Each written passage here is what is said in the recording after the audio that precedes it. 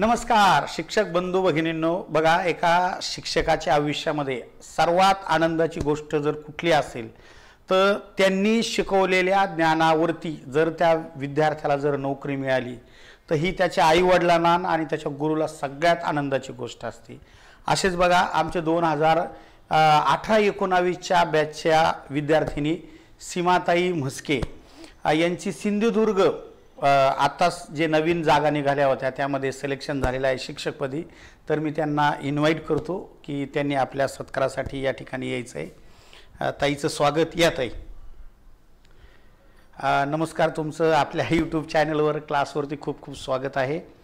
तर आपल्या क्लासच्या वतीने तुमचा या ठिकाणी आम्ही सत्कार करू इच्छितो की तुमच्यासारखीच प्रेरणा अनेक विद्यार्थ्यांनी घ्यावी आणि त्यांनी सुद्धा तुमच्यासारखंच या ठिकाणी यश संपादन करावं।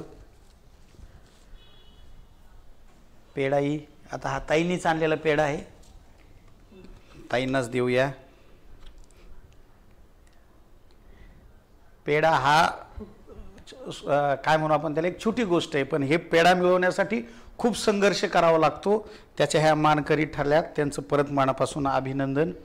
तर ताई थोडंसं त्यांच्या या यशाचं गमक या ठिकाणी सांगतील अशी मी त्यांना विनंती करतो। हातात घेतला तरी चालेल। सर्वप्रथम तर सरांचं धन्यवाद। मी 2018-19ला सरांच्या ऑफलाईन बॅचची विद्यार्थिनी। तेव्हा तर मी सर्वप्रथम संस्थेवर जॉईन होते भरमसाठ पैसे भरून, परंतु असंच एक प्रेरणा मिळाली आणि शाळेचे रिझाईन करून मी सरांच्या क्लासेसमध्ये ऑफलाईन क्लासेसमध्ये विद्यार्थिनी म्हणून ॲडमिशन घेतली आणि आपला प्रवास सुरू केला होता। त्यानंतर अभ्यास सातत्य राहिलं, कोरोना काळ आला, नंतर परत अभ्यास वगैरे करत करत मध्ये शिक्षक भरती 2022मध्ये आली।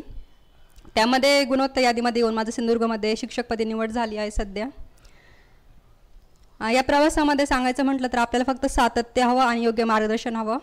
योग्य मार्गदर्शन असेल तर आपण आयुष्यात येणारे कोणतेही संघर्ष असो, काही असलं तरी आपण त्याच्यापर्यंत जाऊ शकतो। एक पाहिजे स्वतःवरचा विश्वास आणि आईवडिलांनी आपल्यावर ठेवलेला एक विश्वास, बस एवढंच माझं आयुष्याचं काम आहे, बाकी काहीच नाही। धन्यवाद सर। ओके। आणि तुम्ही ऐकलं असेल बघा, त्या म्हणाल्या की मी एका खाजगी संस्थेवरती पैसे देऊन त्या नोकरी करत होत्या। तर आमच्या क्लासमध्ये अनेक विद्यार्थी होते, ताईचं लग्न झालेलं होतं, कुटुंबाची जबाबदारी होती आणि यांना जवळपास 14-16 लाख रुपये पहिल्या टप्प्यातले यांना मागितलेले होते आणि हे यांनी नेमके ते दिले। तर मी सहज ताईला म्हणलो की नोकरी देऊन कुठं, पैसे देऊन कुठं नोकरी करायची असते का? तुम्ही 14-15 लाख रुपये देणार, ते कधी वसूल होणार, कसं शक्य आहे?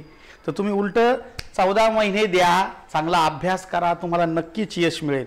मला आज अभिमान याचा आहे बांधवांनो की 2018-19ला जे मार्गदर्शन केलं, जे ताईंनी परत ऐकलं, त्यांच्या वडिलांनी ऐकलं, जे संस्थेत भरलेले पैसे परत त्यांनी वापस घेतले आणि ताई अभ्यासाला लागल्या आणि आज अभिमानाने बांधवांनो जिल्हा परिषद सिंधुदुर्गला त्यांची निवड झालेली आहे। त्यामुळे तुम्ही सुद्धा घरी असाल तर जोरदार ताईसाठी टाळ्या वाजा। इतरही माझ्या माता मावल्यांना भगिनींना विनंती आहे की जसं ह्या ताईंना यश मिळालं, कुटुंब सांभाळून, जबाबदारी सांभाळून तुम्ही सुद्धा यश मिळवू शकता। त्यामुळे जसे हे बॅनरवरचे इतर विद्यार्थी लागलेत आमचे बांधवांनो, त्या सुद्धा ठिकाणी तुम्ही नक्कीच लागाल। काल गुरु पौर्णिमा होती तर ताईंनी फोन केला की सर मला तुम्हाला भेटायला यायचं आहे, पेढे द्यायचे, माझं सिलेक्शन झालं। तर फोनवरती मला त्या इतक्या ओळखून आल्या, पण ज्यावेळेस मी आज प्रत्यक्ष पाहिलं तर मला पूर्ण इतिहास पूर्ण लक्षात आला की अक्षरशः क्लासला ते बाळ घेऊन यायच्या सोबत, बाळाला क्लासच्या बाहेर खुर्ची टाकून ते बाळ खेळायचं, बसायचं। आमची इतरही विद्यार्थिनी काय करायच्या, त्या सांभाळायच्या त्या बाळाला, म्हणजे एवढा संघर्ष बांधवानो।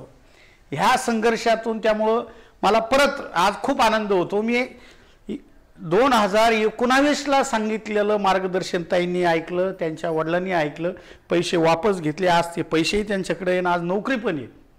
त्यामुळं तुम्हीही नक्की अभ्यासाला लागा आणि सर्वसामान्य गोरगरीब शेतकऱ्याच्या मुलाला अभ्यासाशिवाय पर्यायच नाहीये।